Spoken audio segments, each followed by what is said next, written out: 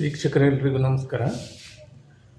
ಇವತ್ತು ನಾನೊಂದು sweet item ಮಾಡಿ ತೋರಿಸ್ತಾ ಇದ್ದೇನೆ. ಅದು ಸ್ಪೆಷಲ್ ಆಗಿರುವಂಥ ಸ್ವೀಟು ಮಾವಿನ ಹಣ್ಣಿನ ಬರ್ಫಿ. ಅದಕ್ಕೋಸ್ಕರ ಒಂದು ಮಾವಿನ ಹಣ್ಣು ತಗೊಂಡಿದ್ದೇನೆ. ಅಳತೆ ಪ್ರಕಾರ ಮಾಡಬೇಕು. ಅದರಿಂದ ಅದು ಎಷ್ಟು ಬರುತ್ತೆ ಅಂತ ನೋಡಿಕೊಂಡು ಮಾಡ್ತಾಯಿದ್ದೇನೆ. ಮಾವಿನ ಹಣ್ಣಿನ ಬರ್ಫಿ ಮಾಡ್ತಾಯಿದ್ದೇನೆ. ಅದಕ್ಕೊಂದು ಮಲ್ಲಿಕ ಮಾವಿನ ಹಣ್ಣು, ಯಾವ ಮಾವಿನ ಹಣ್ಣು ಬೇಕಾದ್ರೆ ತಗೊಳ್ಳಿ, ತೊಂದರೆ ಇಲ್ಲ. ಸಿಪ್ಪೆಯನ್ನು ತೆಗೀರಿ, ಸಿಪ್ಪೆಯನ್ನು ಹಾಕಬೇಡಿ.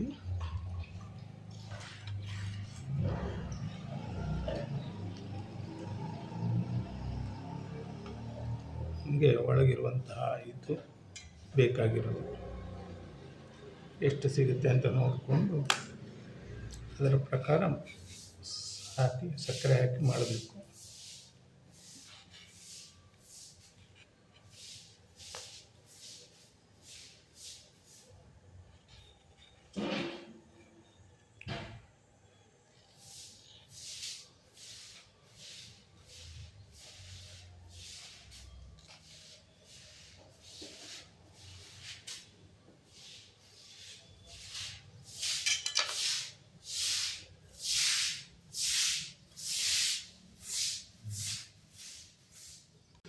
ವೀಕ್ಷಕರೇ, ನಾನೀಗ ಮಾವಿನ ಹಣ್ಣಿನ ಬರ್ಫಿಗೆ 1 ಲೋಟ ಕಡಲೆ ಹಿಟ್ಟು ತಗೊಂಡಿದ್ದೇನೆ. 1 ಲೋಟ ಮಾವಿನ ಹಣ್ಣಿನ ಸಿಕ್ಕಿದೆ. ಇದನ್ನು ಮಿಕ್ಸಿ ಮಾಡಿ ಪೇಸ್ಟ್ ಮಾಡಿ ಇಟ್ಕೊಂಡಿದ್ದೇನೆ.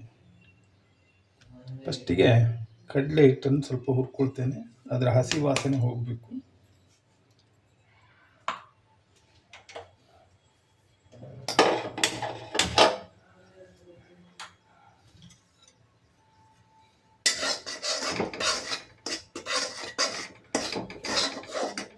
ಯಾವತ್ತು ನಾವು ಅಳತೆ ಪ್ರಮಾಣ ಕರೆಕ್ಟ್ ತಗೊಂಡ್ರೆ ಸ್ವೀಟ್ ಒಳ್ಳೆ ಟೇಸ್ಟಿಯಾಗಿರುತ್ತೆ, ಕರೆಕ್ಟಾಗಿರುತ್ತೆ.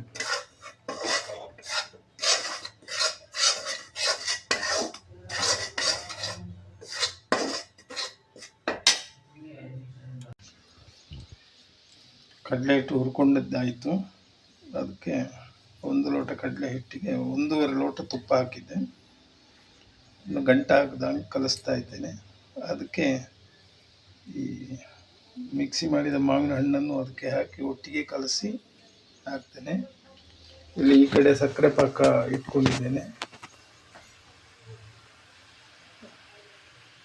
ಇದು 100 ಪಾಕ ಆಗಬೇಕು, ಅಲ್ಲಿವರೆಗೆ ಗೋಟಾಯಿಸ್ತಾ ಇರ್ತೇನೆ.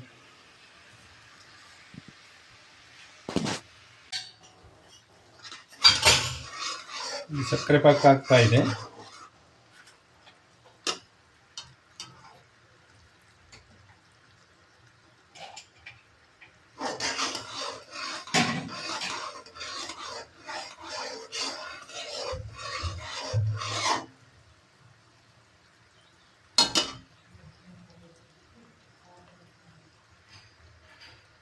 ಆಗ್ತಾ ಬಂತು. ಸಣ್ಣ ನೂಲು ಬಿಡ್ತಾ ಇದೆ. ಒಂದು ಸ್ವಲ್ಪ ಏರ್ ಪಾಕ ಬರಬೇಕು.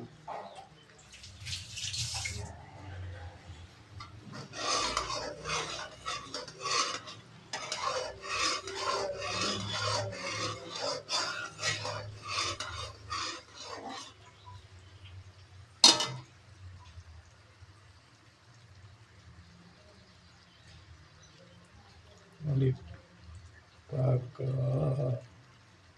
ಎಳೆ ಪಾಕದಲ್ಲಿದೆ.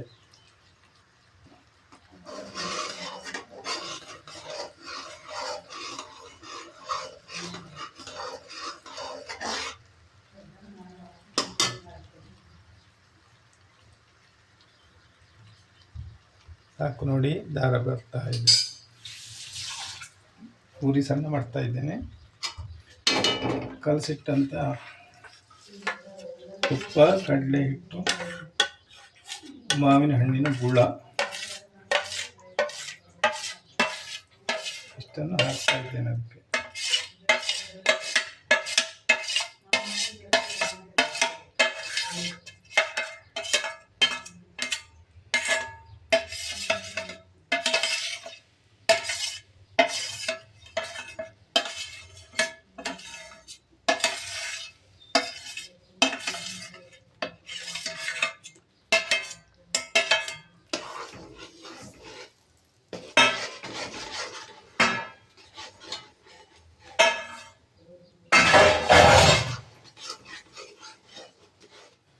ದೊಡ್ಡ ಮಾಡ್ಕೊಂಡೆ.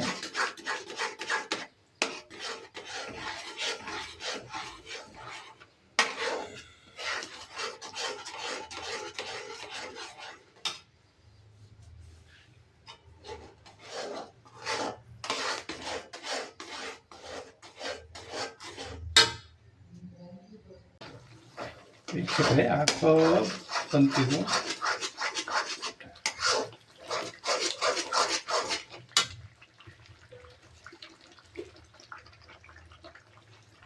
ಚಿಟಿಕೆ ಉಪ್ಪು ಹಾಕ್ತಾ ಇದ್ದೇನೆ.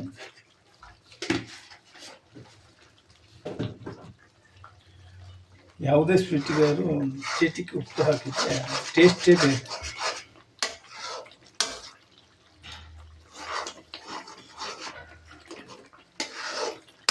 ತುಪ್ಪ ಎಲ್ಲ ಸೈಡಿಂದ ಬಿಟ್ಕೊಂಡು ಬರ್ತಾ ಇದೆ.